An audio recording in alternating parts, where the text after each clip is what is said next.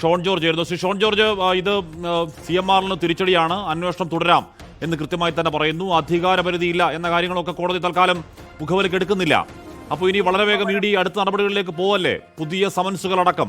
Sean, അങ്ങനെയല്ലേ മനസ്സിലാക്കേണ്ടത്? ഇനി ഒരു തരത്തിലും ഇവർക്ക് ഇനി തടയാൻ കഴിയില്ല.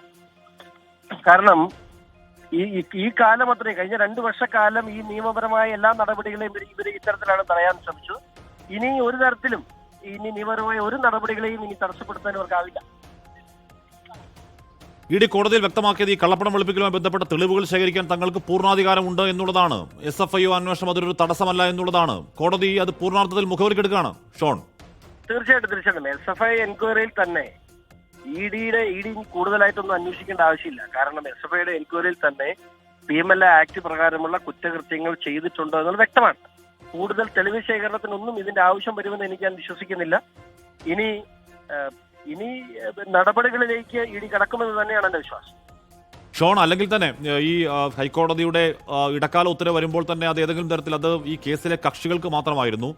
അത് വീണ ടിക്ക് ഏതെങ്കിലും തരത്തിൽ ബാധകമാവുന്ന ഒന്നായിരുന്നില്ല, അനുകൂലമായോ പ്രതികൂലമായോ. കാര്യം വീണ ടി അതിൽ കക്ഷിയായിരുന്നില്ല. സ്വാഭാവിക EDക്ക് വേണമെങ്കിൽ ആ വിഷയത്തിൽ നടപടികൾ മുന്നോട്ട് കൊണ്ടുപോകാമായിരുന്നു. പക്ഷേ ED ഒന്നും ചെയ്തില്ല.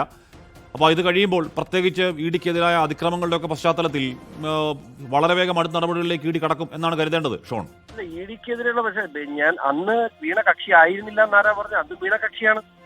ഈ CMR കേസ് ഉദയം ചെയ്ത അന്നു മുതൽ ഇന്ന് വരെ ഇതിനകത്ത് വീണ ചെയ്ത തെറ്റെന്താണെന്ന് ചർച്ച ചെയ്യപ്പെടാതെ പോകുന്നു. കാരണം മുഖ്യമന്ത്രിയുടെ മകൾ എന്ന നിലയിൽ സംസ്ഥാന സർക്കാരിന് പങ്കാളിത്തമുള്ളൊരു സ്ഥാപനവുമായി ഒരു ഇടപാട് നടത്തുന്നതിനെ തെറ്റ്, ആ ഇടപാട് നടത്തിയതിൽ കൃത്രിമം കാണിച്ചത് അതിലും വലിയ തെറ്റ്.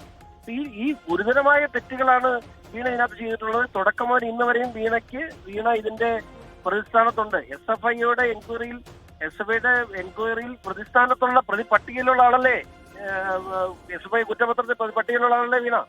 സ്വാഭാവികമായിട്ടും അത് ചലഞ്ച് ഒരു തരത്തിലും അവരുടെ ആർഗ്യുമെന്റ്സ് കോടതിയിൽ നിലനിൽക്കില്ല എന്ന് നമ്മൾ അതേ പറഞ്ഞിരുന്നു. പക്ഷെ കോടതിയുടെ തീരുമാനമാണ്, ഇപ്പൊ അത് വന്നു കഴിഞ്ഞു. അല്ല ഷോൺ, ഇവിടെ ഈ 1.72 കോടി നൽകിയെന്നത് കാര്യം, അതിൽ എന്ത് സേവനം നൽകിയെന്നാൽ നമുക്ക് ആർക്കും ഇപ്പോഴും അറിയില്ല. അത് വീണയുടെ കമ്പനി ഇതുവരെ പറഞ്ഞിട്ടില്ല, അത് മറ്റൊരു കാര്യം. പക്ഷേ 1.72 കോടി ഈ കരിമണൽ കമ്പനിക്ക് പീനട്സ് ആണ്. അതിനേക്കാൾ കൂടുതൽ നൂറുകണക്കിന് കോടികൾ അവർ വാരി വിതറിയിട്ടുണ്ട്. എന്തിനു വേണ്ടിയാണ് എന്നടക്കം എന്ന് പറഞ്ഞാൽ അവരുടെ കച്ചവടം മുന്നോട്ട് കൊണ്ടുപോകാനായിരിക്കുമല്ലോ. അപ്പോൾ ഈ 1.72 കോടിക്ക് അപ്പുറമുള്ള നൂറുകണക്കിന് കോടികളിൽ കൂടി അന്വേഷണം വേണം എന്ന ആവശ്യവും ന്യായമല്ലേ ഷോൺ?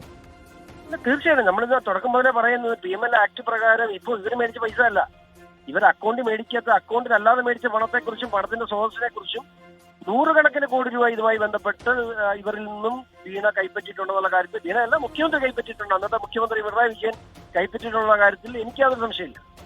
ഇന്നിപ്പോ രാഹുൽ നവീൻ ED ഡയറക്ടറുടെ അധ്യക്ഷതയിൽ കൊച്ചിയിൽ യോഗം ചേരാൻ പോകുന്നു. അല്പസമയത്തിനും രാഹുൽ നവീൻ അങ്ങോട്ടേക്ക് എത്തുന്നു എന്നറിയാൻ കഴിയുന്നു.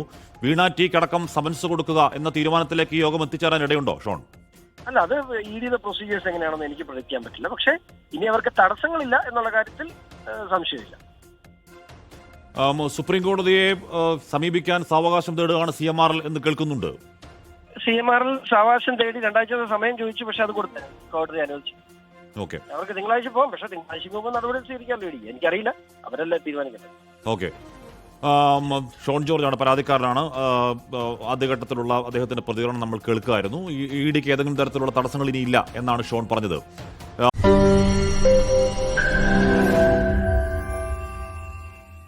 ലോകത്തെവിടെയായാലും ഏത് സമയത്തും 24 വാർത്തകളും ഓഗ്മെന്റഡ് റിയാലിറ്റി പാക്കേജുകളും എക്സ്പ്ലെയിനറുകളും വിശദമായി കാണാൻ ഞങ്ങളുടെ YouTube ചാനൽ നിങ്ങൾക്ക് സബ്സ്ക്രൈബ് ചെയ്യാം.